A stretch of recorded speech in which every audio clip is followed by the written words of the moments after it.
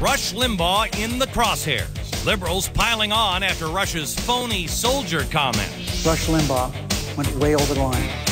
His unpatriotic comments, I cannot ignore. I'll tell you how special interest groups are hijacking the truth for political gain. Well, hello, America. You know how when you go into a courtroom, they make you swear an oath to tell the truth, the whole truth, and nothing but the truth? I believe the most important word in that oath is whole. If you say something that's only part of the truth, but not the whole truth, it's really not any better than a lie, is it?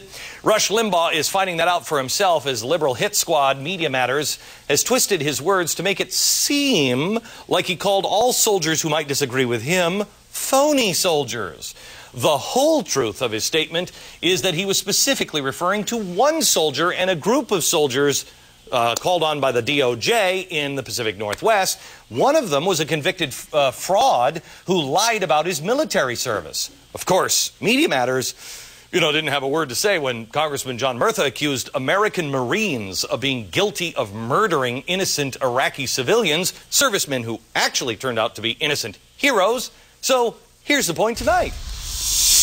America, John Murtha is a murderer of his competition at waffle eating contests. See? It's almost like context matters. And here's how I got there. If I were a left-wing activist group, I'd just ignore the second part of that sentence, what I just said, about Murtha. I'd just blast out an email to the mainstream media saying, evil radio and television host Glenn Beck calls Congressman John Murtha a murderer. And then I'd hope that they just print it and put it on TV as fact. And you know what's really sad about all this whole story? A lot would. That's the game of gotcha. This is the game that has been brought to perfection by these socialist ultra-lefts that have been playing with Rush Limbaugh and anybody else they disagree with that they're trying to destroy. That's dishonest, it's unethical, and it's the only kind of argument that is un-American. Being taken out of context is nothing new. I mean, people on both sides of the aisle have been doing this for a very long time, but it doesn't make it okay. America, does the truth in context matter? Here's the larger issue. The groups that are really guilty of some of the worst word games refuse to be honest about who they are, what their agenda is, who's paying their bills. Media Matters goes after a conservative like Rush Limbaugh, but they refuse to confess their extreme liberal agenda or the fact that the majority of their funding comes from billionaire activist George Soros. A few weeks ago, MoveOn.org took out a full-page ad in the New York Times calling respected General David Petraeus General Betrayus. I didn't see anybody in the Democratic Party running down to say, I've got to speak out against this. And MoveOn.org hides from the fact that they are a liberal socialist group that gets the majority of their funding from George Soros. Help me, I've just pointed this out, I'm a dead man. Soros is a man with one goal: many puppet organizations and unlimited financial resources.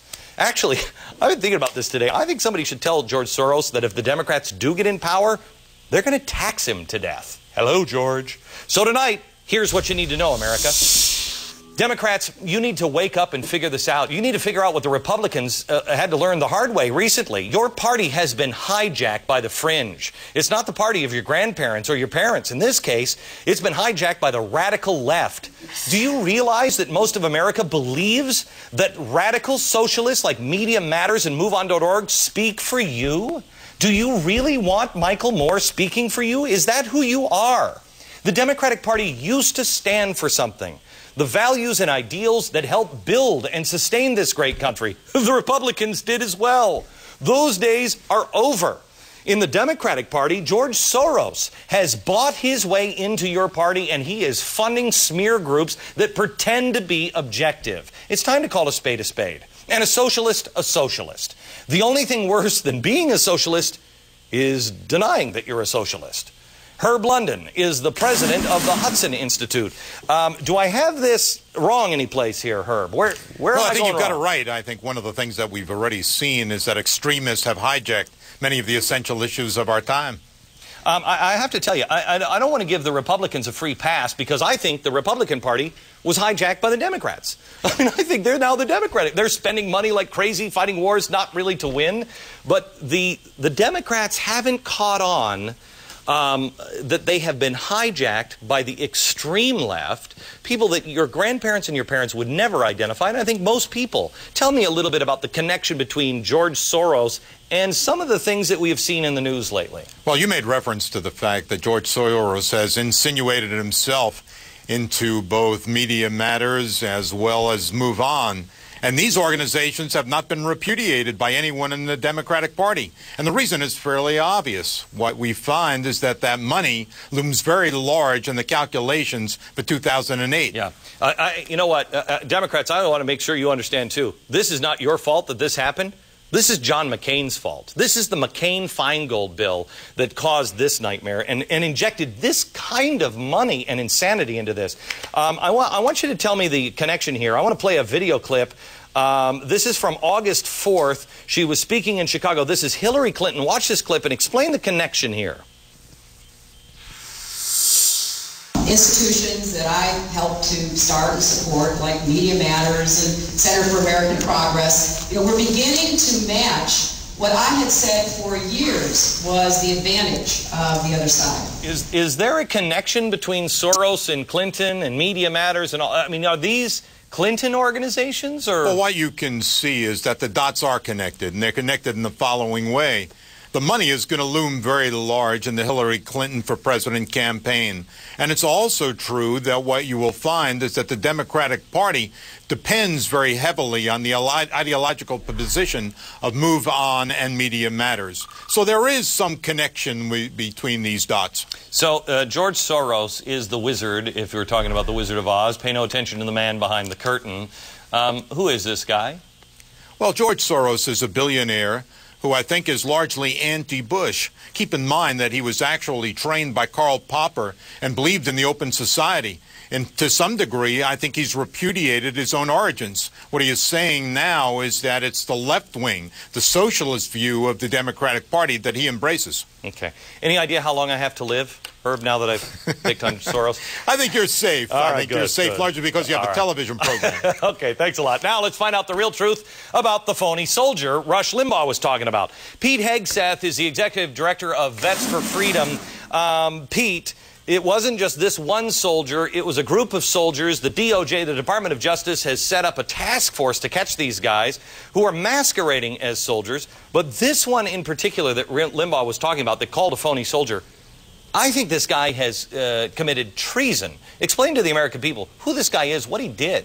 Well, Jesse Macbeth claimed to be an Army Ranger. He claimed to have served in Afghanistan. He claimed to have served in Iraq. He actually claimed to have served for up to 16 months in Iraq and to have been wounded there.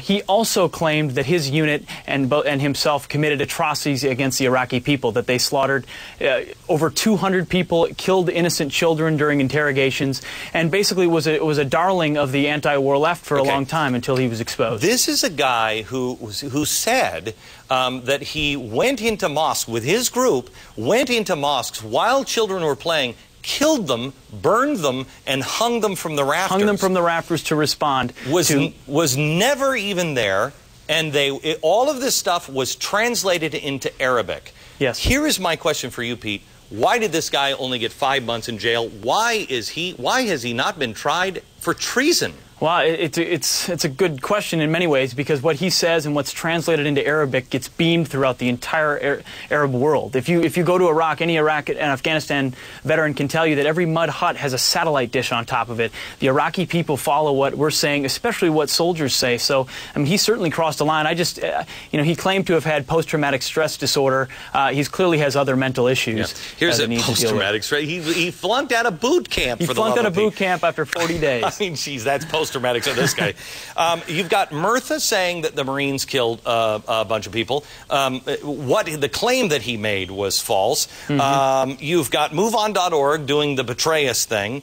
You have this guy. You have Cindy Sheehan, who's clearly, I mean, she's in bed with Chavez. None of these people disavow anything. When Cindy Sheehan was revealed as being, out with Hugo Chavez, this guy is put into court and shown complete fraud.